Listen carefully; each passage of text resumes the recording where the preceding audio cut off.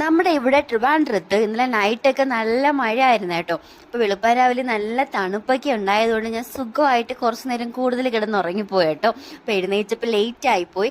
അങ്ങനെ പെട്ടെന്ന് ദോശയൊക്കെ ഉണ്ടാക്കിയാണ് ഇന്നത്തെ ബ്രേക്ക്ഫാസ്റ്റ്. ദോശയും സാമ്പാറൊക്കെയാണ് പ്ലാൻ ചെയ്തതെങ്കിലും സാമ്പാർ വെക്കാൻ ടൈം കിട്ടാത്തതുകൊണ്ട് അമ്മ ഒരു മുളക് ചമ്മന്തി ഉണ്ടാക്കി. മുളക് ചമ്മന്തിയുടെ റെസിപ്പിയൊക്കെ വേണമെങ്കിൽ ഞാൻ ഇടാം കേട്ടോ. കമൻ്റൊക്കെ ഇട്ടാൽ മാത്രമേ അങ്ങനത്തെ റെസിപ്പീസൊക്കെ ഞാൻ ഇടത്തുള്ളേ. അങ്ങനെ എനിക്ക് കൊണ്ടുപോകാനുള്ള ഫുഡൊക്കെ പാക്ക് ചെയ്തിട്ട് ഞാൻ നേരെ പോവാൻ റെഡി ആവുകയാണ് കേട്ടോ. ഇന്ന് ഹെയർ വാഷ് ഒന്നും ചെയ്യുന്നില്ല. അങ്ങനെ ഇതിൻ്റെ പുതിയ ഡ്രസ്സാണ്, ഞാൻ സുഡിയോന്ന് എടുത്തതാണ്. 399 റുപ്പീസ് എങ്ങാണ്ടേ ഉള്ളൂ കേട്ടോ. നമുക്ക് ഡെയിലി യൂസിനൊക്കെ ഇതൊക്കെ ഭയങ്കര കംഫർട്ടബിൾ ആണ് കേട്ടോ. എനിക്ക് ഇങ്ങനത്തെ ലൂസ് ടൈപ്പ് ഡ്രസ്സൊക്കെയാണ് ഭയങ്കര ഇഷ്ടം. അങ്ങനെ ഡ്രസ്സൊക്കെ ചെയ്ത് ഹെയർ സ്റ്റൈലൊക്കെ ചെയ്തിട്ട് പോവാൻ റെഡി ആയിക്കൊണ്ടിരിക്കുകയാണ്. വലിയ മേക്കപ്പ് ഒന്നുമില്ല, കാരണം നല്ല ലേറ്റ് ആയിട്ടുണ്ട്.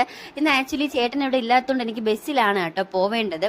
പിന്നെ എഴുന്നേറ്റ് നോക്കിയപ്പോൾ നമ്മുടെ അച്ഛൻ ഇന്ന് ഇവിടെ ഉണ്ട്. അപ്പം അച്ഛൻ കൊണ്ടാക്കുമെന്നുള്ള ഒറ്റ ധൈര്യത്തിലാണ് ഞാൻ അവിടെ തൊട്ട് ഇവിടെ തൊട്ട് കറങ്ങി നിൽക്കുന്നത്. സമയമില്ലാത്തതുകൊണ്ട് ചെയ്യുന്നതൊന്നും ഓർഡറിലൊന്നും അല്ല. മുടി കെട്ടിയിട്ട് ഞാൻ നേരെ ഇപ്പോൾ ബാഗൊക്കെ പാക്ക് ചെയ്യാണ്. അതിന് ശേഷമാണ് കേട്ടോ ഫേസ് മേക്കപ്പ് ഒക്കെ ചെയ്തത്. ലിപ്സ്റ്റിക് ഇട്ടിട്ടുണ്ടായിരുന്നു. എനിക്ക് അത്ര മേക്കപ്പ് ചെയ്യാൻ വലിയ ഇൻട്രസ്റ്റ് ഒന്നും തോന്നിയില്ല, സമയവും ഇല്ലായിരുന്നു. അതുകൊണ്ട് ജസ്റ്റ് ലിപ്സ്റ്റിക് ഒക്കെ ഇട്ടിട്ടുണ്ടായിരുന്നു. സെറം, മോയ്സ്ചറൈസ്, പിന്നെന്താണ് സൺസ്ക്രീനൊക്കെ ഇട്ടിട്ടുണ്ട്.